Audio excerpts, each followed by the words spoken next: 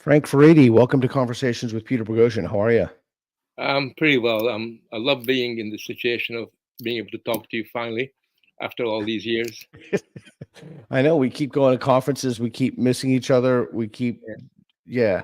So we have so much stuff to talk about. But before we do, so you're going to be speaking at GenSpec in Portugal, is that correct? That's right. Yeah. Mm, September. Yeah. So I'm going to start off with kind of a hard question for you. So WPATH, the organization, the kind of pro-trans organization, although that's not the correct categorization of it. It's not the most accurate categorization. Yeah. So thanks for pulling that up on the screen, Reed. Appreciate that. Professor of sociology at the University of Kent. I speak at Lisbon. So I invited the speakers from WPATH to come on stage with me for a conversation, not a debate, a conversation to tell everybody what they believe and why they believe it. And they didn't respond to the invitation. Whereas if they invited me, I would have gone over in a heartbeat. So there's the tweet that I put about it. Since no one from WPATH responded to the invitation for an onstage conversation, I'll attempt to represent their side as best I can in my GenSpec talk. Why do you think they wouldn't have a conversation? I think a lot of trans activists regard dialogue as not a positive accomplishment, but as a disease that Mm, threatens their way of being. Because the way they look at it is that anybody that criticizes or questions or even has an alternative view to them are, in effect, uh, calling into question their very existence. They regard criticism as an annihilation of trans ideology, and they have a language that they use to express that. And I think what's very interesting here is that you and I think that dialogue and tolerance are important ideals that people have fought for the centuries. They actually have a very negative view of these sentiments, and they no longer hide it. There used to be a time when they would pretend to like free speech, but now they basically use free speech as a synonym for hate speech. So the world has changed, and therefore we live in a very polarized landscape where dialogue with people like that, unfortunately, is impossible. And like you, I would love to sit down with some of these people because, if for no other reason, then you and I would learn from the experience. We would exactly. know what makes them tick, rather than just simply, it's not simply about winning the argument, but actually understanding our opponents. Yeah. So I'm confused. I understand. So if I thought I had the truth about something, and not even a moral claim, just an empirical claim, if I thought I had the truth about something and someone asked me to have a conversation, even if I thought they were hostile, I would present the best available evidence that I had. And if that evidence didn't hold up to scrutiny, then I would change my confidence in my belief. I would lower my confidence in my belief. Isn't that what all rational people should aspire to? Yes, but you're assuming that they uphold rationality as a virtue.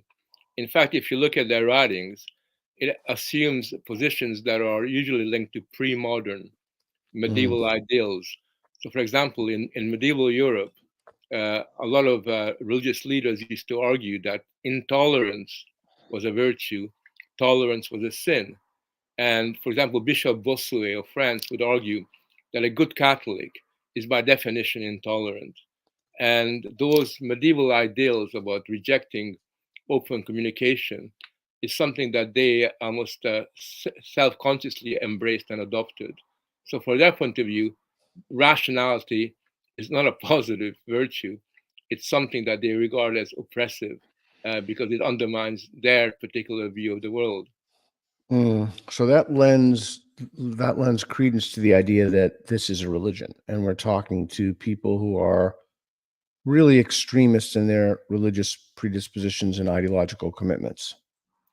Well, I wouldn't call it a religion. It's a it has a religious form in the sense that they try to sacralize all of their values. They try to basically represent themselves as if they were saints or people with special kind of religious kind of virtues.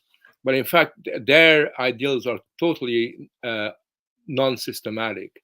The only thing that they have in common with a religion is dogma, rather than all the other stuff that made religion into an interesting transcendental kind of force.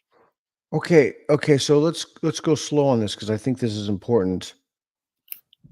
If even if every single thing you said was correct and we just accept it by fiat, they're still playing the game of reason and evidence. They're still playing the game like they're promoting certain, I personally think they're bogus, but since they won't talk to me, I don't know. We can't have that conversation. But they're promoting certain lines of literature and certain thoughts as if they had the trappings of evidence, but they don't have evidence.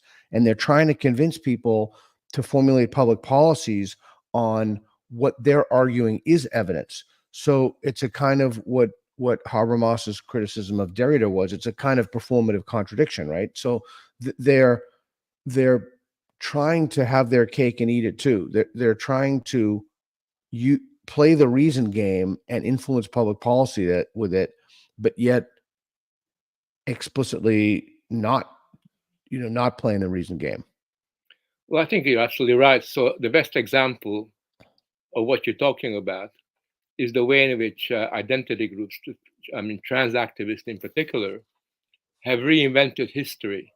So they basically are continually discovering uh, trans celebrities and trans philosophers and trans activists, in ancient Greece, in ancient Egypt, in all the historical epochs. So we have a situation today where archaeologists that are influenced by trans ideology are arguing that if you come across any form of human remain, for example, in an Egyptian pyramid, Right. it's no longer allowed to call those remains she or he because we don't know how they would identify. So what they've done is they read history backwards and basically, in a form of self-flattery, have turned history into this wonderful trans empire. So stupid. Does it ever bother you that this stuff is so stupid? It's like, we're not talking about really complicated issues or really like, nuance. It's just idiot. It's just a mountain of idiocy. Well, what bothers me is that you and I can see this as being highly irrational and dishonest, but millions of people who are influenced by academic life are Mm, influenced by these ideals, and they basically assume that this is really the way it is. And what's really insidious is the speed with which trans ideology, in all of its manifestations, has embraced essentially institutional education and the cultural elites. So, for example, in schools in Europe, but also in America, a lot of children become exposed to these so-called truths at a mm. very early age. So, therefore, when they see something like or read something about trans history in ancient Egypt, they will spontaneously assume that this is the way it really is. That is what I worry about. Yeah, I worry about that too. I gave a talk a little while ago, and I don't know, I think the organizers weren't happy with me to talk because I gave the example of basically it's a kind of institutionalized brainwashing of our kids. And I gave the example, there was a little girl there, and I said, can't remember the exact phrasing, but basically she said, I said to her, well, how do they figure out when a baby is born? How do they figure out the baby's sex? And the little girl said, well, the doctor assigns it. And I said, well, so that's an example like that sex is assigned at birth. Like we're teaching, I can't speak, you're in England now, I can't speak. I know they're not teaching that nonsense in Hungary, but this idea that sex is assigned at birth or any of the other propositions that are in the orbit of the ideology, this kind of, they're just packaging the suite of idiocy and spoon feeding it to kids wholesale. And they're doing so. Yes, they're doing so because it's that they don't want to hurt people. They want to quote unquote honor people's feelings or to dismantle the existing structure. I just published a thing in Lawrence Krauss's anthology about that, but or just submitted it. It's going to be out next year. But they're still trying to play the reason game, right? They're still trying to say there's evidence for this. We have the best arguments for this, but yet when they're pushed, they have nothing. So is it Yeah. that contradiction also doesn't bother them or hypocrisy doesn't bother them or Is it they have a different or alternative set of values? Is it they've just opted out of the whole thing, but yet it's like Kamala Harris, she wants to, you know, Elon Musk just had a conversation with Trump, and she won't have a conversation with even a single reporter. But how's she gonna, Vivek Ramaswamy put out a great tweet that I quote tweeted. How's she gonna talk to hostile foreign leaders? How could she possibly do that if she can't sit down with Musk? People want to, I understand there's a political calculus for that, but people want to play the reason game, but that entails certain things. Like you have to defend your ideas. Well, yes and no, because what we've seen, it's something that really began in the 1980s. And the first group that embraced this tension between dogma and science were the environmentalists, because initially a lot of the environmentalists were hostile to science and basically said science was responsible for the degradation of the planet and all the negative things associated with it. But at the same time, as reacting against science, they adopted a dogmatic form of science. So basically, since the 1980s, they've argued that everything that they believe in is based on the science. So the science then acquires this dogmatic sort of quality. Now, when they say it's based on the science, what they're really saying is that this is beyond question, which is the very opposite of science, because science is really about debate and everything is, and skepticism and being open to the possibility that you're wrong.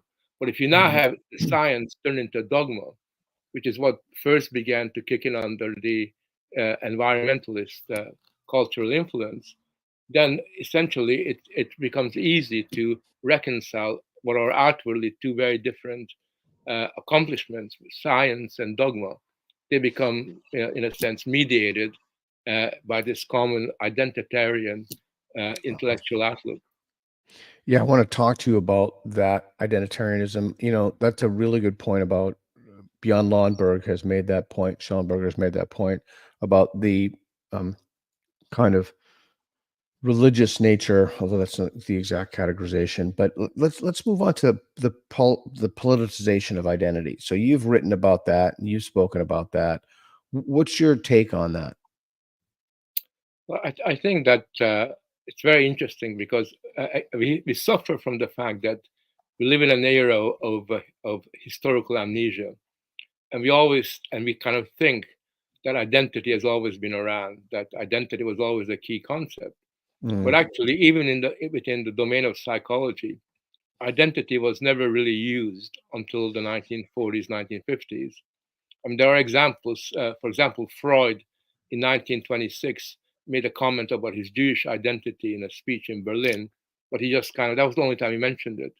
And it's really, once you have a tension developing within society where society is no longer able to give meaning to human experience, that identity really kind of kicks in the 1960s. And the tragedy is that growing interest in identity coincided with the depoliticization of public life, the end of ideologies, and no more liberalism in crisis, communism in crisis, conservatism in crisis. And under those circumstances, identity provided a very important resource for public life, for politicians in public life to kind of draw on. And that's what begins the politicization of identity, where suddenly you have terms that you and I use, but are very, very new, like American identity. As far as I can tell, the first time the term American identity was used was in the 50s, never used before that. And even then, very, very sparingly, whereas now it just kind of trips off our tongue. Everything is an identity. And that's something that is the result of a lot of stuff that has gone on in alongside of it from 1950s, 60s, 70s onwards. And now what we have is the inflation of the concept of identity such that it has a kind of moral overriding to other issues, like anything that has an identity level salience, being gay, being black, maybe being American, etc. once you've elevated that, it's very difficult to both revise your beliefs with that come in and contradict that, and you get these secondary or even tertiary things like being offended or um, or clinging tenaciously to the belief or the idea that these people are others. But it's interesting. So pre 1950s, there was no like pride in America or kind of American identity. Yeah, there's a lot of pride in America, and people had pride in their nation. But and they call themselves American or British or French. But at the same time, they define themselves by their accomplishments. You were a miner or a nurse or a doctor or a professor. This is who I am. Is what I've achieved. What I'm doing. And if you lost your job as a miner, a steel worker, and you no longer worked in a mill, you still called yourself a steel worker, right, or a miner. You didn't call yourself I'm an American or I'm gay or I'm a woman, right? And something very interesting happens in the 1970s. You begin to go to meetings, and suddenly people put their hands up and they say, speaking as a woman, speaking as a black person, speaking as somebody who embraced the gay experience. So basically, your identity becomes the medium through which you kind of expressed yourself, and you kind of almost flaunted it. This is you were no longer saying, "Well, I'm a mathematician. I've got a PhD in this, or I wrote a book, or I built something. I'm gay." That's the end of that's what's important about me. I'm gay. In many ways, the least interesting thing about a homosexual is the fact that they're gay. What's interesting is what they've done, what they've accomplished, what their ambition is. But those things become secondary from that particular point onwards. It makes it very difficult to think when we elevate these identity concerns. So, so conservatives have changed their stance into, and it's bugging me, so I'm going to say it. Yeah, I didn't mean to say like pride. I meant like the whole concept of conflate. I didn't articulate that correctly. I meant the concept of being an identity and then having pride in that identity. Um, do you is there? I mean, you run in conservative circles. Is there an animus against homosexuals in conservative circles? I think what there is, I mean, as it happens, sort of conservative activists that I know are disproportionately uh, gay. I mean, for example, if you go to a conference of British conservatives, you'll find that there's a disproportionately large number of gay people there. So it's not like they become they're hostile, but what there is, and this is to me a problem, is that understandably when conservatives are reacting to the identitarian culture and to the claims that being white is a form of supremacist sort of sentiment, that somehow um, heterosexual men are morally inferior to lesbians or trans people, when identity has a hierarchy in which sort of a lot of particularly white men are at the bottom. Then what happens is that invariably a lot of people begin to become almost like a caricature of themselves. They begin to Mm, become the mirror image what they're supposed to be. And mhm, therefore, you have a situation where, in response to these attacks, you have the development of white identity, you have the development of new forms of identities that are very defensive. And because you are being attacked all the time. And I think to that extent, there very often is a kind of simplistic rejection of gay culture, for example, or a simplistic rejection of understanding why it is, for example, that some people have chosen to become members of the so-called trans community. Uh, Whereas I think that our side, our side of the political divide needs to be more clear, intellectually more sophisticated in understanding, what's going on, rather than simply reacting to the attacks. Because it's very easy to say negative when they say plus, or say plus when they say negative, it's much more difficult to develop for ourselves independently the way we want to look at the world. Yeah, I'm just thinking, gays. I wouldn't call them well. I was going to ask you what you mean by conservative in a second, but Douglas Murray, Andrew Doyle, Andrew Sullivan, Dave Rubin. I mean, the list of gay men just goes on and on.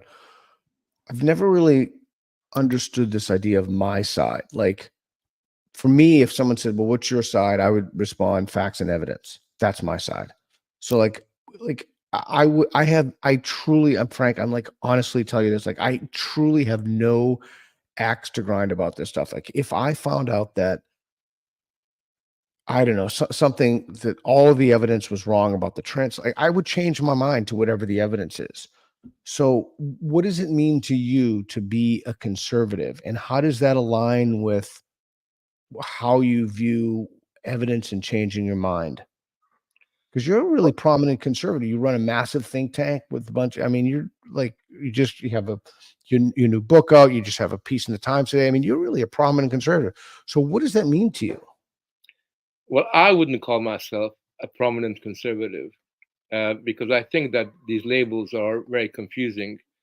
So when people ask me, what I am and what all these things mean to me, what I say is that when it comes to certain uh, issues to do with family life, tradition, history, community, I've developed a very strong conservative sensibility on these matters. When it comes to the individual, things like uh, moral autonomy, tolerance, choice, free speech, I have a very strong liberal, almost libertarian orientation in that I'm a strong believer in choice. For example, unlike a lot of my fellow conservatives, I believe in a woman's right to choose, and I think that choice is really an integral part of a enlightened civilized society. When it comes to economic matters, I have a slight social democratic orientation. I really do believe that we need to do our best to help people to have access to good education, good health services. So it sounds confusing, but No. but nevertheless, there's a side. Unlike you, although I share your views about evidence, and like you, I would change my position if it was demonstrated to me. I do think that you have to pick sides, and because there is a culture war that's raging throughout the Western world, and there are very powerful anti-civilizational influences, and therefore you have to basically decide, well, who is going to defend all the important legacy values of humanity, and who's going to be against it. And therefore, I'm quite happy to align myself with pro-life people, with uh, people that are in many ways quite reactionary in the way they have their outlook, with people who's on some issues we have very, very important differences. But nevertheless, at the moment, when there's a fundamental struggle for what I see as the future of humanity, we have to pick sides. Otherwise, if we don't, sort of join together, we're going to be picked off one by one, and we'll lose this war altogether. And it is a war; it isn't just simply a little pleasant conflict that will just go away. Who is the war between or among what are the and then I want to use that to segue into de-civilization in a moment, a term that you've talked about. Who's in this war? Like, who are the parties in the war? But it's very confusing because it's a war that uh, has never been declared. There's never been a declaration of war, for example, by the different identity groups. But what you have is a fairly systematic attempt to erode and call into question, values that are essentially foundational to Western civilization, to periods like everything from Greek philosophy to the important insights of the Renaissance to Enlightenment. I mean, all these things Mm. are systematically denied as having any relevance, and often criminalized, demonized. So, who are the people who are doing it? This is something that a lot of people often say happens or is confined to the universities. I think that's wrong. It's very powerful there. I think all the cultural institutions of the Anglo-American world, from schools to universities to entertainment sector to the media, and now increasingly in the private sector, have joined together and have developed a very clear sort of narrative, which they don't. It's not just a narrative; it's a narrative that they're imposing on people. They're forcing people to accept it. So you haven't got a choice anymore. As you said earlier on, they don't want to debate. They basically said, do this, think in our ways, otherwise you're in trouble. And I think that's how I see the war. The trouble is that the other side has come into the game very, very late. And for decades and decades and decades, they laughed at it. They made jokes about it. And as a result of that, they are being marginalized and are being on the defensive. Is the war, as you see it, that's raging or playing out in the Anglosphere? I mean, I see it even in places that are not in the Anglosphere, and we can talk about that. But what role does immigration have to play in that? And what role specifically does Islam have to play in that? Well, it's slightly two different things. We begin with Islam. And if you look at, I mean, I've done a lot of research for this a couple of decades ago. What we see as being the radicalized expression of Islam, particularly in the West, all the kind of acts of terrorism and young people being drawn towards this kind of politicized Islamism. When you look at it and scratch the surface, you realize this is not the product of the Middle East. This is not the product of classical Islamic culture. This is actually the result of Western identity politics. 100%. And that in many respects, these young Muslim kids who have become radicalized represent a youth subculture. In sociology, we refer to these as a subculture, which rejects the West. They basically regard the West, often quite rightly, as having no moral compass, and instead of and have embraced Islam in its kind of new form. I always tell my students to watch some of the Al Qaeda and some of the Islamist videos that are online, and they are like often they begin with rap music.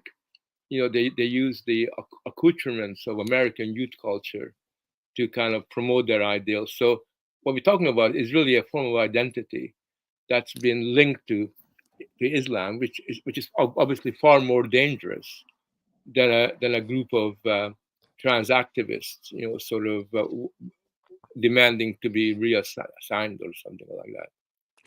Okay, so riddle me this then. How do you explain Queers for Palestine or Queers for Hamas? Or like, how do you talk to me?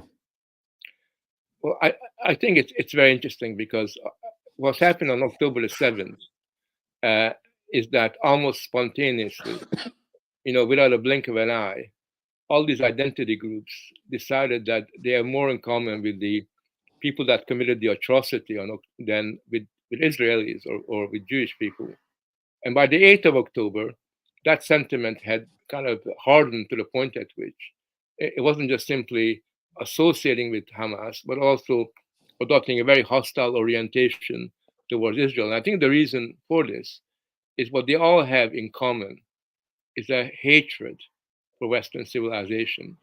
It is what binds them together. So when you look at their literature, when you talk to them, they basically express a sentiment that Stokely Carmichael in 1960s first articulated, which is that Western civilization needs to be eradicated. And that point was made by students at Columbia University last week. And they basically said, we are Westerners and we're out to eradicate Western civilization and support Palestine. That common hatred for the West is what emotionally binds together groups that are otherwise quite disparate. And it's also the oppressor narrative. I think they view themselves as being oppressed, perennially oppressed. And then you have to kind of disrupt that narrative. They also view it through the lens of colonization, which leads me to you've written about, and I find this to be just fascinating, de-civilizationalism. Tell us about that if you don't mind. Well, You see, when you look at certain events, when, for example, you have the denial of what are foundational civilizational ideals and what every civilization could take for granted being denied, then something interesting happens. When, for example, you argue that there is more than two sexes, for literally for thousands of years, there were man and woman. That's it, and that was how both science but also religion saw the world for a long, long, long time. Forms of behavior, how you behave with each other, uh, uh, the fact that you don't commit atrocities, you don't commit acts of terrorism, was seen as being and obviously a normal civilized ideal. That was called into question on October the 7th, where basically it was justified. When people said that that's decolonization action and that's good. And what I noticed is that once you unravel the values of civilization, then what you have is not just simply an attack on civilization, but a decivilizational process. Let me give you an example of what I think sums this up. I think that the next battle that's going to happen in this year or the years ahead will shift from the trans issue, the denial of the distinction between sexes and gender, and the denial that there is only two sexes. It will shift to the denial of the moral differentiation between humans and animals. And you already have a situation where there's a systematic attempt to suggest that the line between humans and animals is arbitrary, that we need a more fluid, trans kind of attitude towards this.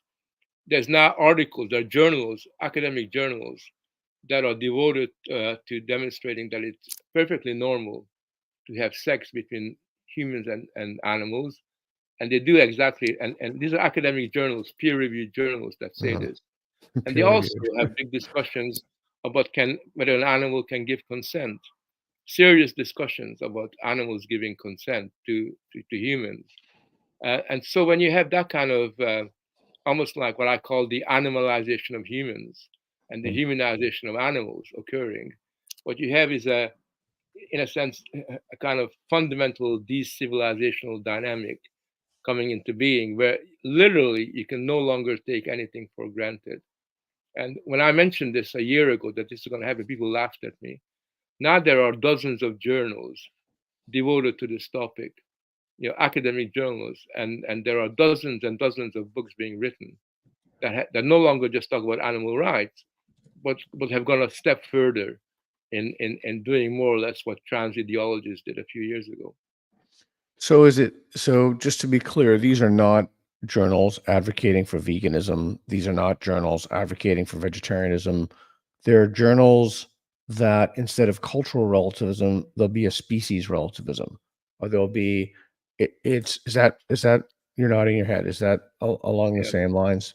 Yeah, I mean, when you have a concept like speciesism as being comparable to racism or homophobia, what you have is the beginning of a process where you basically argue that it is fundamentally supremacist to argue that somehow human beings are a unique, morally sort of endowed, sort of species, and that in fact human beings share a lot with animals, and increasingly we have this conceptual creep where what they share is just expands and expands and expands to the point at which animals are endowed with human qualities, and humans in the process are by definition reduced to the moral status of animals.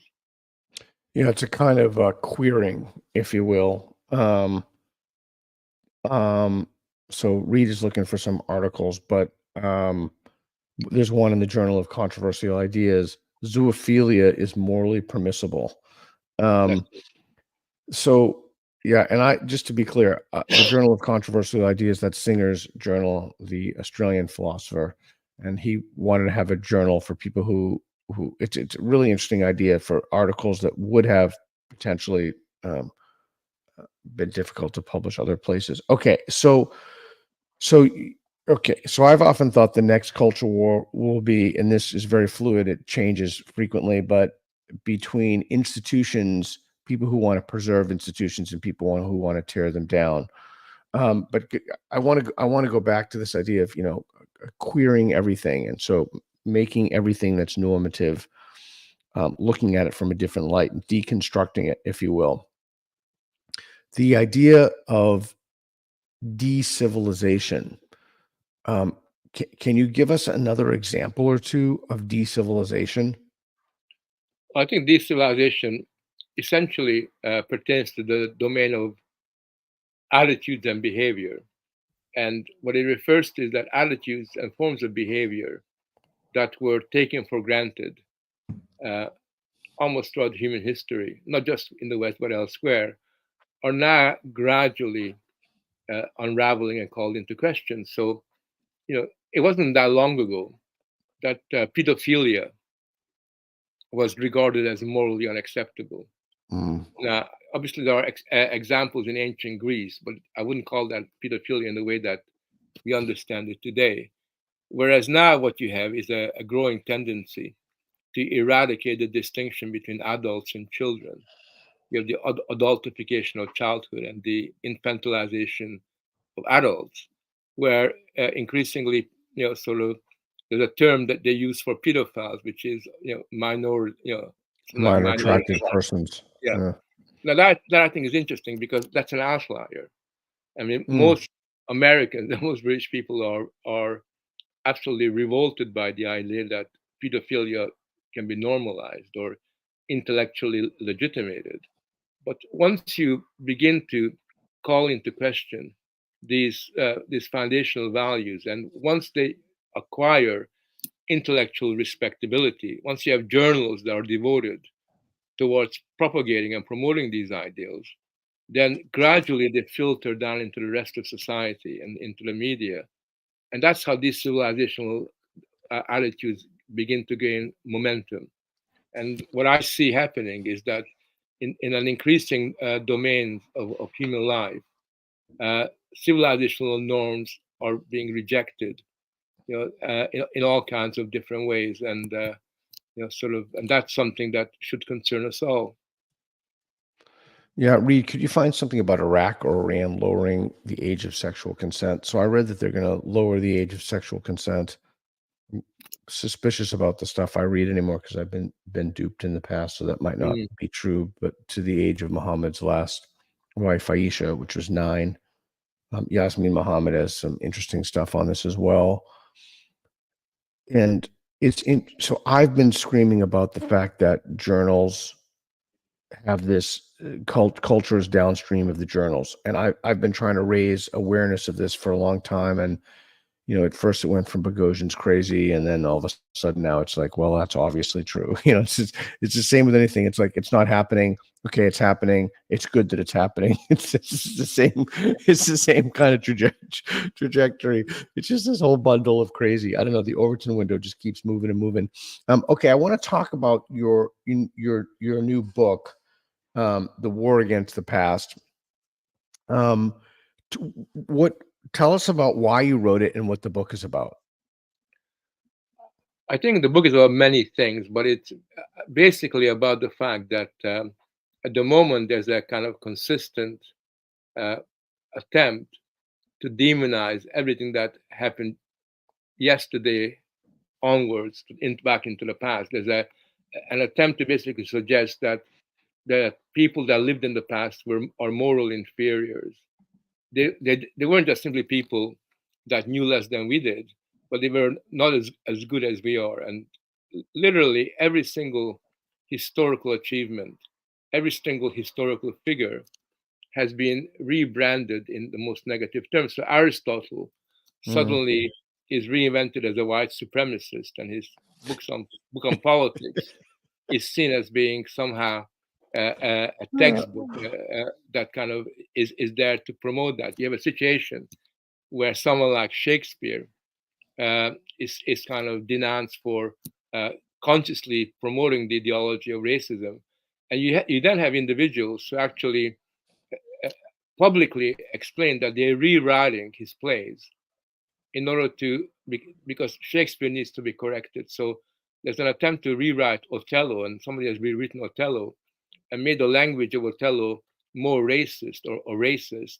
because that person feels that Shakespeare's racism is buried too much, and by rewriting that play, it will become more understandable. So the arrogance uh, of attacking the past has gotten to the point where instead of dealing with the problems of today, in the contemporary world, very often we're trying to fix the problems of the past, and that's sort of. And in America, you got the New York Times project to redefine American history. You have the systematic attempt to destroy the symbols of the past, pretty much Yeah. the way that the Taliban did. And whereas we reacted against the Taliban doing that, we think it's okay to tear down statues in the West. We have almost an acceptance that the past is a negative phenomenon. What I argue is that if you do that, if we detach the present of the past, then what we're calling into question is our ability to both learn from that experience, but also without a past, without knowing where we come from, it's impossible to know what our future is going to be and where we should be heading. And so the book deals with this. It's a book about that essentially argues that the culture war, the most important dimension of the culture war, is the war against the past rather than its more specific manifestations. Yeah, that's fascinating. You see this in college campuses. Reed College, REED College in Portland, Oregon had this. They were up in arms demonstrating against Western civilization classes. And just to be clear, like, I have absolutely no problem whatsoever if you want to include other canons of literature, or if you want to talk about, I don't know, Chinese philosophers or Lao Tzu. Who in fact, I think that's fantastic. But this is not what they're talking about. This is an assault on. So it's not about expanding the Western canon to include other thinkers, great thinkers. It's an assault on. It's a kind of intellectual vandalism on the traditions, and I think I think we really need to be mindful, we being humans, that we have these totalitarian impulses. We have these, I don't know, it's not even self-destructive, it's like meta self-destructive, because you're destroying everything around you, the society, your children's, the legacy of the past. It's just a kind of absolute nihilism in a sense. It is, and one of the things that I'm concerned about, I wrote several chapters on it, is its impact on children. Because if you can no longer socialize young people Yeah. into the values of the past, into what we think is right and wrong, then what are you going to socialize them with? Now, in the United States, they opted for a therapeutic solution of using psychology and validation and therapeutic affirmation as a substitute for teaching young people about what is right and wrong.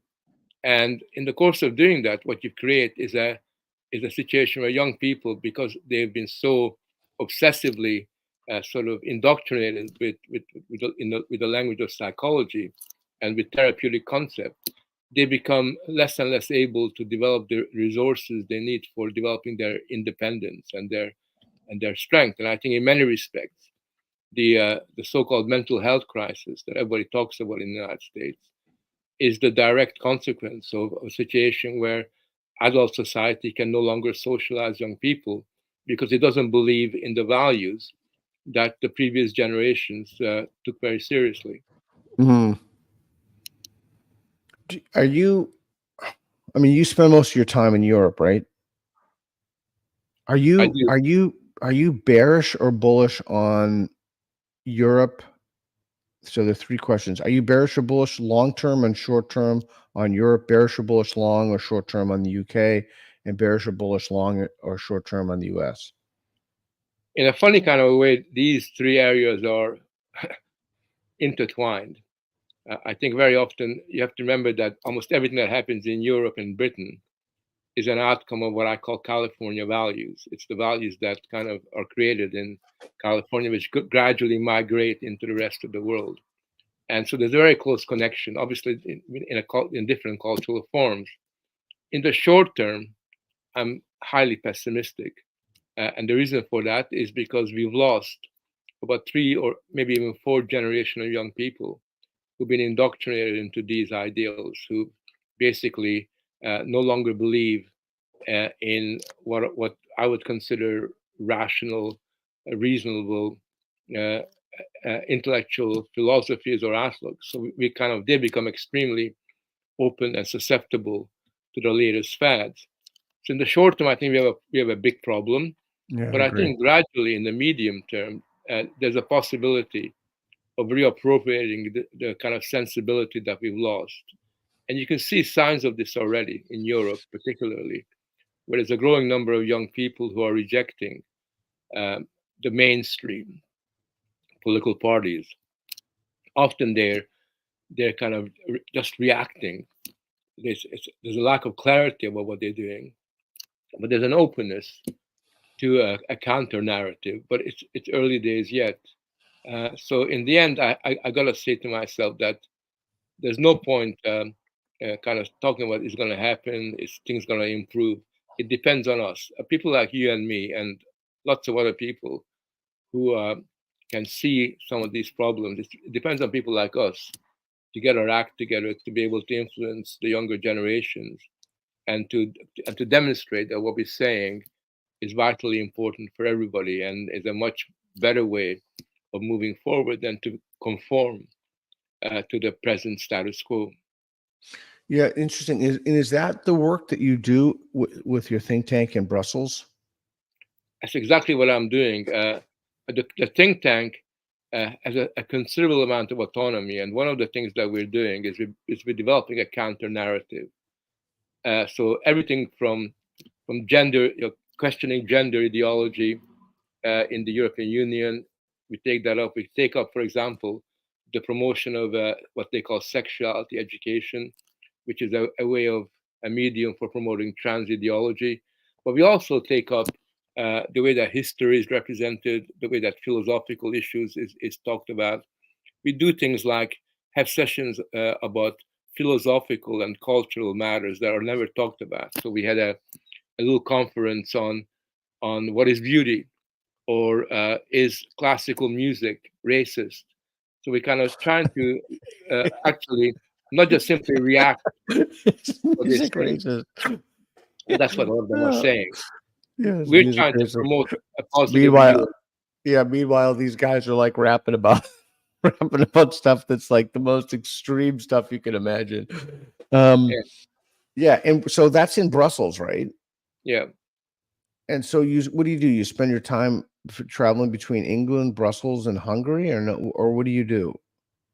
Well, I do a lot of traveling because I speak at a lot of conferences in Yeah, different yeah. parts of the world. But my job is really to almost kind of, first of all, to bring together intellectuals from different countries and to develop a particular common approach towards these important questions, and to demonstrate that there's a different way of dealing with not just cultural but also political and economic issues. And what I like about my team is that we have French, Polish, Italian, sort of German, Hungarian, all kinds of people kind of working together. And Mm. what I'm also doing, and this is quite unique, is that I'm trying to create an opening to what I call the old left. So, for example, I have people, what I call old school left, not identity left, but old school left, who I think are reasonable people. I might disagree with them on many points, but they have a rational contribution to make to public discourse. So we have people working with us who are an Italian leftist, for example, has just written a report for us. And my hope is that if you can get together a kind of a network of not just conservatives, but also what I call classical liberals, not the American liberal notion, but classical liberals, and old left intellectuals working alongside one another, then we can create something very exciting. Boy, I just have to say that's so fantastic. That's just fantastic that you have people with whom you have substantive disagreements.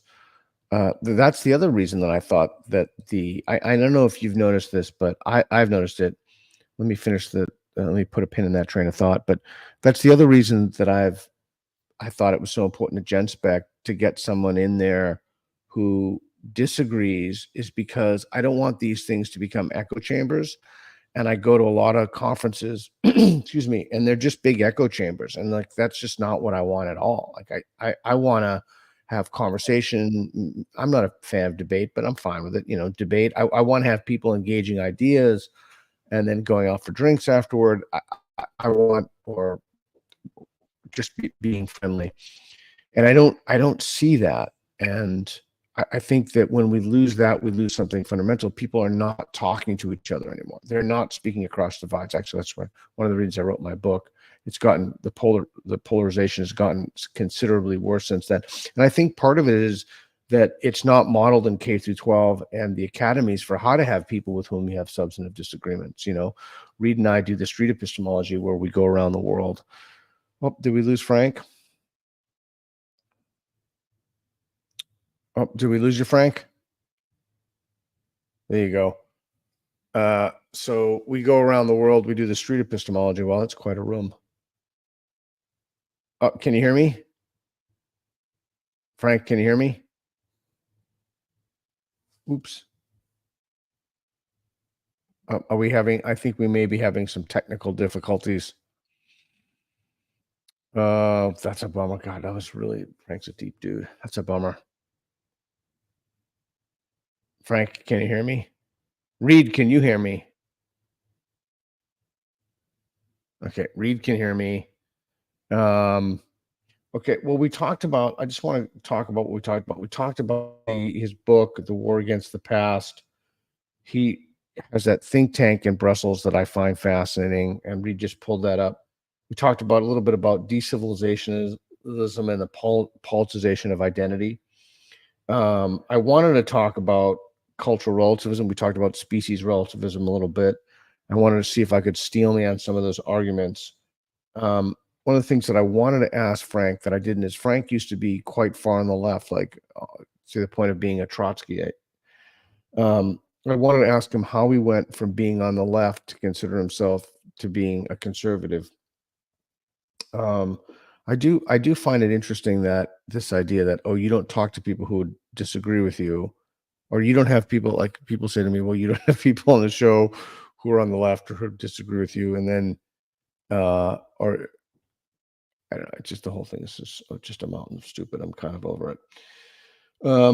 Yeah, public discourse, polarization, feminism, and the role of fear in society. That's the other thing I wanted to talk about. So we didn't get to those issues. I made some notes here. See how I keep my notes on my on my napkin. Frank is back. I'm really sorry. The whole thing just went blank. The whole thing just. Don't worry, man. It's all right. It's all good. This is a low key, low stress kind of thing. So yeah, I just basically summarized and talked about some other things. Hey, let's do, since it rebooted, how did you go from being on the left, quite far left, by the way, to being a conservative? Well, the way that I look at it, I haven't really changed very much. There are certain ideals I always possessed, but I think the world has changed quite fundamentally. You have to remember, I'm a really old guy. I'm a 1960s person. That was like when I became a student radical. And that was like a wonderful period where everything seemed possible, and it created a sense of optimism that I really found quite fascinating. And I think that since that time, things have changed in all kinds of different ways. But there are certain elements, certain stuff that I still believe in. But what has happened is that the left, in particular, has unraveled. It's all the what I saw as being positive of the left, it has lost. And also increasingly, I became aware of the fact that it was very important for us to protect the kind of values that were being attacked in the 1970s. I had this one very important light bulb moment, which was I was going out for a drink with a bunch of left-wing activists, and they were all talking to me about how much they hated their family. They said their family was, horrible, and their mother was bad, and they, didn't like their dad. And I said, that's interesting because I love my family. I'm very close to my mom and my dad. I owe them everything in many. And they looked at me as if I was some kind of pervert. How could you like your family? And that was the point at which I realized that my view on community and solidarity on relationship was very different than theirs. And since that time, uh, I think that I began to realize there are a number of very different, often very personal kind of issues. Uh, my view of the world was very, was different. And gradually, I gravitated towards developing a very conservative ideal about history, about tradition, about family, all that kind of stuff. Maybe they just had terrible family lives. I mean, that's bizarre to me. I don't know, but I mean, I do Was it? remember that Yeah. at that time it was very fashionable. It was often an affectation, but it's very fashionable to basically make fun of the family. And not just that, I mean, I'm a sociologist. And if you look at all the books that are published on the family since the mid 1970s, almost impossible to find a book that has got anything good to say about the family. They're all criticisms of the family.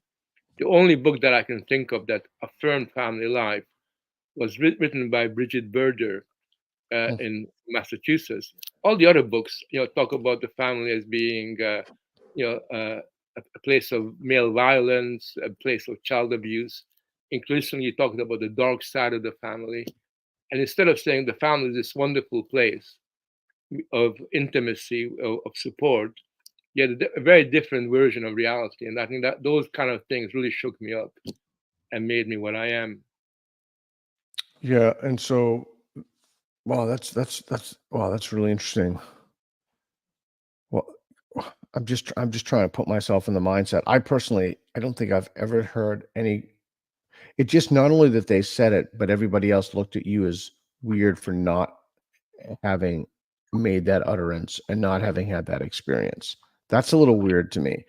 Just, I've been thinking recently about this idea that, who's an NPC, an unplay character. And it seems to me like whoever just goes along with all these narratives, and whoever just maybe NPC is too harsh, but it is interesting to me. I've been fascinated for a long time why some people just buy into this crap and other people don't. And I don't think it's, it's happening to Southern Baptists, so it's not religion. I mean, it's not, there's no one identity marker or marker in which one can put one's finger on. Um, but it's just interesting to me. I just never believed any of it. And I don't think it's like, I know people who are far more intelligent than I am who just bought this whole, just all of this stuff, just hook, line, and sinker, you know, Yeah. defund the police, which is really a uniquely idiotic idea. Um, the whole transing kids thing. I mean, I still know people who are clinging to these beliefs, but the whole thing to me has just been utterly insane from the beginning. And why anybody who would reason honestly and think seriously about this for more than 5 seconds couldn't see that is fascinating to me. By the way, those same people are the people who won't have a conversation with you. Not You not know, not not universally, but mostly.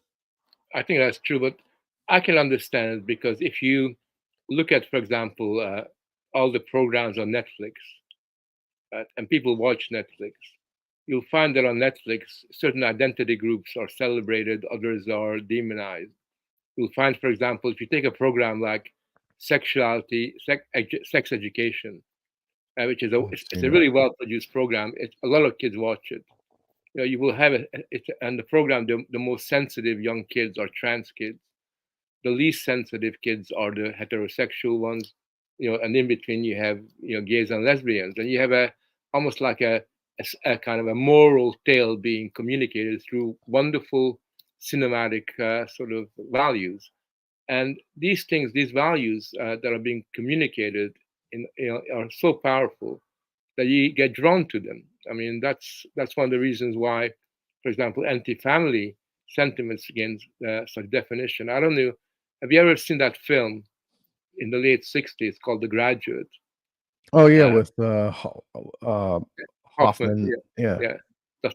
I think it's an interesting film because more than any other film, it represented that transition from an America where the family was really a positive thing to a scene where a family becomes this medium of oppression and of insense. Every member of the family lacks sensitivity to the predicament of this young man.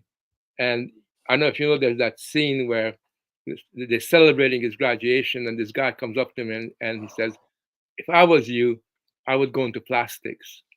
And I think that was a really interesting, plastics having this positive connotation for him. But by that time, the word plastic had negative connotation. And gradually you had, through Hollywood and elsewhere, the promotion of essentially a cynical, skeptical ideal about intimate relations and family life. And therefore, anybody that's watching it will identify with the hero, with the music, great music that was in that film. And therefore, it's understandable that that cultural influence had a massive impact on people's lives. That's it. So you okay, so that explains why most people have been taken in by this madness, but it doesn't explain why really smart people, like I'm thinking the people who haven't been taken in, like Shermer hasn't been taken in, my friend Michael Shermer, uh, you know, Richard Dawkins hasn't been taken in, my buddy Schellenberger hasn't taken in. You know, like a lot of some of my friends haven't been taken in, and some of my friends have been completely hoodwinked. I mean, completely hoodwinked. And I don't know if they're just swimming in the soup of the ideology.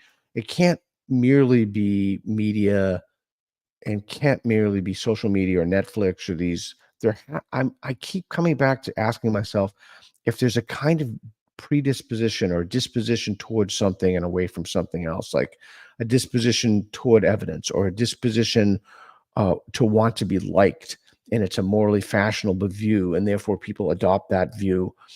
But it is interesting how some people have bought this stuff wholesale, and that's the other thing I find fascinating about the atheist quote unquote community, although I don't like the use of the word community, is the atheist communities almost writ large became religious themselves. And I would consistently point this out to them, like, you guys have adopted another religion. Like it's not about, you can go to atheist. I mean, I haven't been to many years and maybe a decade, but you can go to these conferences. They don't even talk about God or evidence for the existence of God or secularism, or you're talking about trans things. And when you bring this up to them, it's so bizarre to me. They just don't see it. I mean, maybe they see it now, or probably not still, but I don't know. I just find it to be why some people succumb to moral orthodoxies and other people don't. Why people become mouthpieces for those orthodoxies. I find it to be fascinating, and I don't have an answer for it. From my experience, there are two forces at work. One is cowardice. And as an academic, I used to write all the time for the Times Higher Education or various other magazines, criticizing what goes on in universities. And I would get all these emails from people saying, "Thank God you're saying this. We couldn't say this, but I'm so glad that you're saying it." I tell Reed that all the time. I know. Yep. And I would write back saying, "We're not living in Stalinist Russia or Hitler's Germany. Yeah. You could open your mouth." But there, it begins with cowardice. And after a while, cowardice mutates into accommodation. And then finally, conformism kicks in.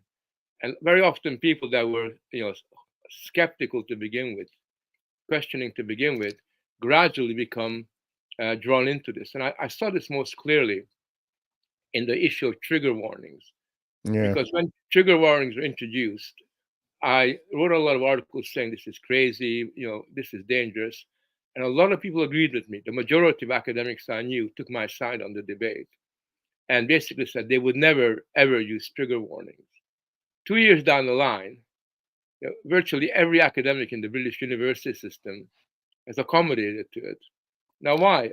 Because 2 years before, they could see that this was a crazy idea, but 2 years later, because of all these different pressures, many of them have just, in a cowardly way, accepted it and reconciled themselves. But others have, couldn't live with themselves without actually going the whole way and adopting what they initially saw as being utterly stupid as part of their academic outlook. I can't possibly tell you how much I not only don't respect them, but actively disrespect these people. I have an active disrespect for them. I think it is cowardice. I think it is the process of tenure makes one submissive, makes one yield and bend because and then they once they get tenure, then they want to get full professor, et cetera. And it makes one, I don't know, pusillanimous, or it makes one kind of, it's not just that it makes it one cowardly or spineless, but it also makes one a kind of conformist. I don't know, there's a bunch of all things negative, but I don't know. I just have such disrespect for these people. And I don't know, the disillusionment has come to such a degree. I was thinking the other day that one of the things that I've changed my mind about, or that I look at things about, I always used to think that there was something to a competence hierarchy. Like the people at the top, maybe they're not the best people at the top, but there's something there. But now I actually think that there's an inverse competence hierarchy. You know, I'm thinking, for example, of I just mentioned this on the show the other day, but I just find it so fascinating. Portland State University, where I used to teach, they basically let these lunatics, these radicals, go in and destroy the library. And this is this is a public institution. And then they didn't prosecute them, and they let them go out. They destroyed these books, well over $800,000 worth of damage. Of course, the taxpayer is going to pay for that. I mean, I don't really care anyway. They could burn the whole city to the ground, as far as I'm concerned. I don't live there anymore. I mean, I don't pay taxes. But you know, the idea that there is just no accountability or responsibility among the people who made these decisions at the cost of over $800,000 to taxpayers is just, it's so insane to me. Of course, I've kind of tried to I'm trying to give up. I think that this idea that rational people have, or people who, maybe not rational people, but people who value reason and rationality, we try to say, okay, like, well, we try to extend a hermeneutic of charity. We say, okay, so what are these people? What's really motivating them? What's really going on? And the fact of the matter is, they're just mistaken. One more thing, and I'll just tell you what I'm thinking about, and you can ignore me if you want. But I've been thinking about this idea that when groups of people do something that we're not familiar with, I think our first impulses, and I know this has always been mine, is say like, oh, like, why are they doing this? Did they, like, some tribe or something? Maybe there's like some medicinal component to a plant or something. Or maybe they're using it as a bomb or a solve. And then I think to myself, they must know something I don't know. And then, if I may be a little bit crude, I read this story about a guy who stuck a 2-foot eel up his ass with a lime. And the eel, once it was up in his intestines, started eating his intestines. Now, this guy doesn't know anything that you or I don't know. He's just a lunatic. I mean, he's probably mentally ill, right? And so I think the posture of, what do these people know, or what does this guy know, or like the child marriage thing, marrying kids at 9, like, what do these people know that I don't know? Sometimes they don't know anything you don't know. Sometimes they're just wrong about reality. They're wrong about facts and evidence, right? And they have a kind of cultural soup, or they're swimming in this cultural chowder in which these individual propositions float out there that are morally buttressed by their communities. I don't know, that was a long rant, but I've been thinking about that lately. Sometimes people just don't know anything you don't know. They're just wrong about reality. Well, I share some of your concerns. I mean, I used to love going into universities, and I love the buzz of sitting down with colleagues and arguing and debating. And I had some very positive, intellectually intense experiences. But I remember one day waking up and realizing that going into the university was like, was a very negative experience. I Totally. had, I had, I had found most of my new colleagues, in particular, real deadbeats, intellectually boring, Totally. and Totally. not having any uh, orientation towards experimenting with ideas, playing with ideas, arguing, trying stuff out. They really were like little commissars, who happened to have a PhD. And these days, getting a PhD is not particularly difficult, not like in previous times. But I Yeah. think that it's not healthy or good to blame them as individuals, because I think that they are the products of a cultural system, a kind of a hegemonic force, which dictates which kind of what is right and what is wrong, how you should think, what you can say, Yeah, and as long as those sentiments have that kind of ascendancy and are reinforced institutionally, then it becomes understandable why a lot of people that you would hope become intelligent, young men and young women, turn in a very different kind of directions.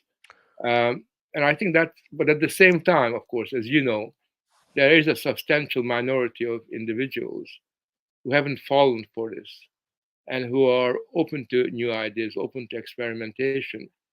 The challenge we face is how you create a network of meaning for them to which they can draw together and and and gain a certain sense of power and influence that at the moment they lack. yeah, You I know, a don't lot know. of people, Yeah, go ahead. there's a lot of people who are censoring themselves. Our job is to make sure that those people who are censoring themselves find their voice. Almost like we gotta get them to find their voice so they cease censoring themselves and they play a more active part in kicking back against the problem. Yeah. I think I found almost the exact problem. I think a lot of people who go into academia are activists in nature. I remember once we went, I'm not going to say the institution where I was teaching, but went to a faculty dinner, and these departments are just purely activist departments, and they're activists for some type of racial agenda, some kind of identitarian ideology. And they had a course that the philosophy of race was the course being offered. And I'm trying to do this without mentioning anybody, but this individual teaching the course. I'm sorry if this is cumbersome because I have to try and conceal everybody's genders, etc. This individual had no experience at all in the course. She had no publication record. In fact, I don't even think this individual had a publication record at all. But yet, and then I started asking some questions. Uh, I started asking questions like, well, what about Tay-Sachs syndrome, or what about what this individual was claiming that there wasn't that race was entirely a construction. What about sickle cell? What about and then identical twins separate at birth, etc. And my buddy at the table started kicking me and said, he went like this. And then the idea is he's told me after, he's like, "What are you, crazy? This individual can report you. Like, you can be reported for this." And just, I mentioned that because I remember when the first day I went to MCC, he later became a friend of mine. You know Rodrigo?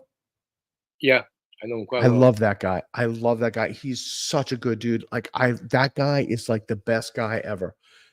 And he's become a very close friend of mine. Anyway, I went down and we had had dinner with everybody, and I remember them just grilling the shit out of me. And I said to myself, I love this place. I love this place. Like, Yeah. they were asking me about my beliefs about God. They knew I was an atheist, and they were really, but it wasn't an angry or a bitter thing. It was like really thoughtful questions. And then it started because I didn't get, when we were eating, I didn't get pork, and I mentioned animal cruelty, and we got in this long thing about vegetarianism and veganism, and I just like, wow, those are the kind of conversations with the kind of colleagues that I want to have. Did you have that experience as well, or no? I do. I think that it's a shame that I got to go to Hungary in particular, but also a few other Central European countries to have civilized discussions and intense intellectual debate. I mean, I'm fortunate in that I've got a network of friends in England, particularly in London, that I can relax with, talk with, learn from. But by and large, Budapest, Hungary is quite a special place. And my concern with Hungary is that it's not isolated from the rest of the world. Hungarians watch Netflix. They kind of watch Hollywood films. So there is always the possibility that Hungary too might come out at least partially under the influence of those ideals, which is all the more reason why MCC and other organizations need to provide an alternative to this to kind of inspire people to a different way of being. And basically, instead of flattering young people, we got to cultivate their intellectual independence. I think that's the key to making sure that the situation you're describing continues to be reproduced. By the way, when we go to Hungary, we're going to do live streams with people. So if you know any of your friends or what have you in Hungary who want to do live streams, we reached out to John O'Sullivan. God, the O'Sullivans are just the nicest people, you know, from the Danube. Yeah. Douglas Murray connected me with them. They're just the nicest people. They always take me out to lunch, and I told them next time when I come back, I'm taking them out to lunch. And then I reached out to some other people. So if you know anybody who wants to be on the live stream, that's great. A couple of other things I want to talk to you about. But before I do that, because we're kind of running up to an end, is there anything else you'd like to talk about, or is there anything that's on your mind, or you want the world to know, or you want to ask me about, or anything? Well, I mean, basically, I think my big question to someone like you and to any American that got brain cells is what is the I can't understand the dynamic now in the elections, you know, in terms of how things are going to play out, because from afar it seems like there's a possibility that someone like Harris, the Democratic Party in its existing form, is going to be able to win. Yeah, she's a nimwit. Yeah, she's a brainless moron. Yeah, well, it's not as if Biden was, you know, God's gift to intellectual life either. But so I was just wondering, to what extent, how you see the political situation sort of evolving in the next few months until November? Yeah, that's a good question. Before I answer, I just want to be very clear about something. I have asked, and Reed can verify this, literally over 1,000 people if they're happy about the fact that this is a runoff between these two people. I have not had a single person say, yes, this is great. We love this. This is the best thing for democracy, the best thing for the United States. This is great. So I haven't seen any of that. So nobody's happy with this. I have no idea what's going to happen. I just don't. The future is so uncertain. But I'm out of the prediction game. I don't know who's going to win. Yeah. I do think that if Trump wins, that you'll see riots and other untoward, not good things happen in blue cities. I think that if Harris wins, a significant percentage of Americans will feel disenfranchised and like they don't have a voice and utterly baffled as to what's happened to their country. I mean, this is a person who doesn't have policy positions. Literally, she has no policy positions. She won't talk to interviewers. I put out a tweet last night saying that she should talk to Elon Musk. She won't talk to anybody because she's a moron. She's just an idiot. And so they're not even the best people we could come up with. They're almost the worst people we could come up with. And, you know, I'm going to get 500 comments because it has Trump derangement syndrome. No, I would just like somebody who is not as divisive, is less bombastic, is more focused on their I mean, the good thing about the Trump campaign is he has, even if you disagree with them, and this is a crazy thing to say, but it's true, he's pretty much articulated his policy positions. Like, you can go and Reed can pull it up right now on his website. You can see exactly what he believes. You cannot do that with Harris. How can someone run for president? How can someone be president if you don't know what their policies are? I mean, that's just the most, I can't even, that's just insane. I mean, I've never heard of such a thing. I mean, you can have someone's policies, you could disagree with them, but at least you know what they are. Mm. So I don't know. I've been really in the last few years, I've been really questioning, or not questioning, that'd be too strong, but I've just, I don't know. I've been really thinking about democracy, and I'm in trouble. Like, we need an educated citizenry to have a functional democracy.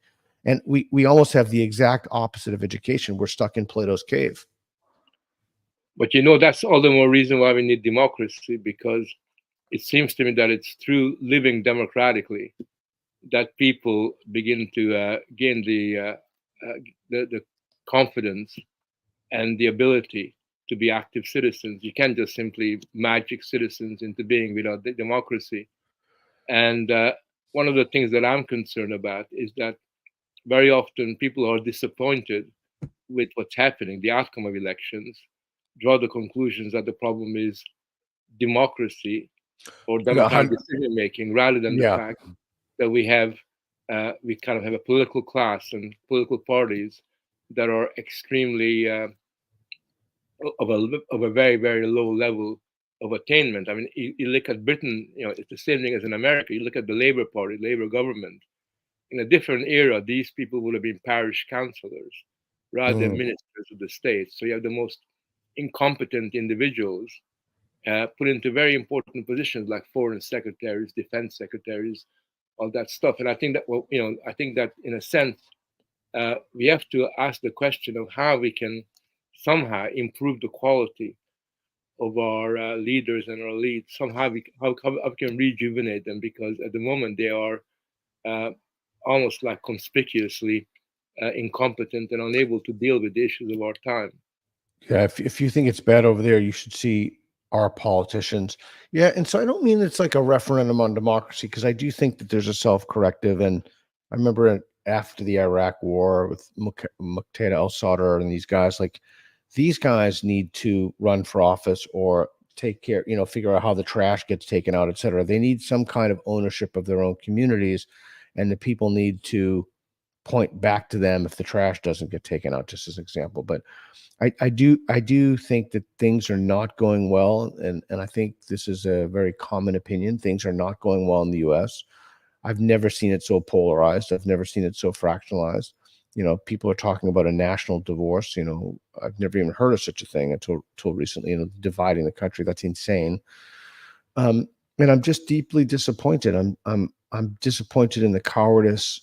I'm disappointed in, I don't know, there's just a lack of trust, and Habermas calls it the legitimacy crisis. This is the German philosopher. There's a lack of legitimacy in our institutions, and Local Distance just had a great thread about this. Where does legitimacy come from? The and the British author, my friend Helen Pluckrose, author of Cynical Theories and other books, has talked about this, that these the people in the orbit of critical social justice, they believe that the legitimacy of institutions comes from the power of the people within the institutions and the dominant discourses. They don't believe that there's a there. Like they don't believe that, you know, that we should trust these institutions because they're inherently trustworthy, because they do good work. They try to falsify, they try to look at the best available data and falsify it. And they're not replication machines to promote orthodoxies, but they're independent.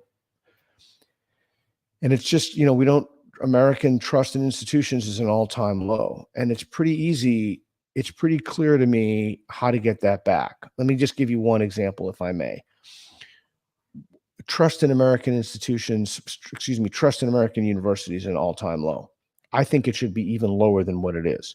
If you want to regain trust, fire plagiarists. Like, I just won't believe that this system is capable of reforming itself until we fire plagiarists. I think that is the lowest of low-hanging fruit, the lowest possible bar. We're not willing to do that, so I don't think we should trust our institutions. Yeah, I mean, Simple. the way that I look at it is that issues to do with legitimacy and trust are symptoms of a much more deeper problem, and that problem is what I call the crisis of authority, because authority is not something that kind of comes about through being given an office.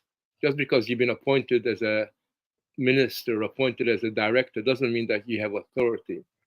Might mean you have some managerial skills or Right. technical skills, but authority has been always been historically to do with a combination of a moral desire to initiate and to author. That's where authority comes from, to start and to experiment has always been influenced by that, and then being able to personify that as an individual. And I think that what has happened is that the idea of authority itself has become increasingly seen as a negative phenomenon. That authority is something that is equated with authoritarianism. And therefore, what you have is a situation where instead of a teacher saying that my authority is based on the fact that I know mathematics better than anybody else in this school, or I know biology better than anybody else in the school district, they tend to sort of say, I'm a good teacher because I got a good sense of humor. I got emphatic skills. I can manage the classroom. Yeah. And The- therefore the teacher's yeah. authority becomes lost altogether. And I think that alienation from authority is what is responsible for many of the stuff that you're describing, in not just in America, but in all Western societies. Yeah, there's this phenomenon called the Dr. Fox effect. Reed, see if you can pull that up. They basically had an actor who who was a really good actor, who was energized, etc., gave a bogus lecture, and then they had someone who actually knew what they were talking about, who gave a dry lecture, and they asked participants or students at the end whose lecture they liked more. What did they learn from? And they learned from the guy who was BSing them. Yeah, so this So is, yeah. yeah, I yeah, mean, yeah. yeah, I mean, a good teacher is somebody who's a good comedian, rather than somebody who really knows in a rigorous manner that particular subject. Yeah, it's interesting. I often thought, toward the end of my teaching career, I often thought I should have got it breaks my heart to say that because I love teaching so much, but I often thought I should have taken two things. I should have taken comedy lessons, and I thought about doing improv and drawing because I was always drawing stick figures and I use the board a lot. So, but my penmanship is atrocious and my drawing is atrocious. Before we end, just real quick, I wonder, because we're coming up to a hard stop, I wonder if you wouldn't mind. One of the things that we've seen attacked recently is competence in the meritocracy. Do you have any thoughts about that? Because I find it fascinating. I think it's a huge problem because increasingly it's been suggested that meritocracy is an oppressive idea, that just because somehow you've achieved more than other people, you're a better person than somebody else. That meritocracy doesn't take into account the fact that everybody should be given an equal chance having a crack at the whip. And to make matters worse, increasingly we've introduced the idea of equity, whereby in a Correct. sense when you employ somebody, you no longer just simply employ the best person, but the person with the right identity qualifications. So one of the tragedies is that as meritocracy has declined, and for example, you've lowered standards in education, you lowered standards even in sports, then increasingly what happens is that you have people rising to the top who are not really fit for the job.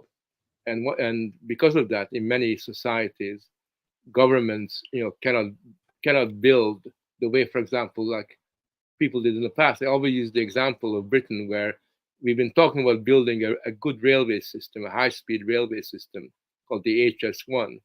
And for years now, for 5, 6 years, it's been discussed. Nothing very much has happened. And when you think about someone like President Roosevelt in America, building those dams, in a very short period of time, whatever you think of Roosevelt, the Roosevelt presidency, they were competent individuals who could build things and get things done, Right. which is unthinkable in today's Anglo-American world. And I think that incompetence that has kind of kicked in is not funny. It's something we should really worry about. I mean, why? Why worry about it? It's funny. What are you supposed to do about it? Like, I live my life fighting this stuff every day, and I've just increasingly turned to laughter because if I don't laugh about it, then I just get too upset. It's just I just revel in the utter absurdity of the situation, and I Yeah, also revel in the fact that like there really is something to the fact that we did this to ourselves. Like we let these lunatics just run roughshod, and all the cowards just stood by and do nothing. It's like people would come to me on the street when I was teaching, and they would whisper, "Oh, thanks for doing that. Thanks for doing that." And I'd say, "Well, why don't you, because they realize that this stuff is bullshit too. Why don't you say something about it? Like what? Because they're cowards. Oh, going up to promote. I don't want it to happen to the family. I don't want to think I'm a alt writer. okay, so you're allowing the conditions of this to metastasize and flourish. Like, so I don't know. It's just so frustrating the fact that we've done this to ourselves. But we must reconcile ourselves to it, because if we become too pessimistic and reconcile ourselves to all the horrible things that we've been discussing, then we end up not seeing possibilities for making even the smallest difference. And I believe that we are responsible, people, especially people like ourselves, who have been able to withstand a lot of this pressure, societal pressure. We have a responsibility to communicate our experience to other people, particularly younger people, so that they can learn from both our mistakes but also our achievements. So we do have to fight back, kick back, of course, laugh at it, and often cry as well. When every morning I look at my wife and she looks at me as we're listening to the BBC's news programs, and we always say either they're mad or we're mad. I mean, that's how different it is. And that kind of reaction is understandable, but at some point, sort of that madness, will be clear to a lot of other people, and we got to be ready to seize that opportunity. Frank, thank you so much for talking to me. I really appreciate it. I'm gonna see you in Portugal, and then maybe I'll see you sometime after that. We'll be in Europe for a few months before we head to New Zealand. So, where can people find you? Well, I've got a Substack called Roots and Wings, which I write essays on, which I'm very committed to. It's a good experiment for me. Other than that, I've also got a Twitter feed. It's called Furedi Byte, where you can follow me on Twitter. And I also got a website. But literally, the thing that I'm very interested in is getting feedback from people from my writings, and I'm really interested in being criticized and questioned. Because the more intellectual pressure that people sort of force in my direction, the more I learn, and the clearer I become, both about my mistakes, but also about developing some of my ideas further. God, that's a great attitude. That's a great attitude. Frank, thank you so much. I'll see you in Portugal. Don't hang up. Keep the connection open. Right. And thanks, Reed, for doing it. And thanks everybody for watching. We really appreciate it. Thanks very much, Reed, for servicing this interesting discussion. Yeah, thanks, Reed. Thanks for watching. Be sure to subscribe and hit the notification bell. This falls under the umbrella of my nonprofit, National Progress Alliance. Your generous donations keep us going and help fuel content like this. We truly appreciate your support. Thanks again, and we'll see you in the next one.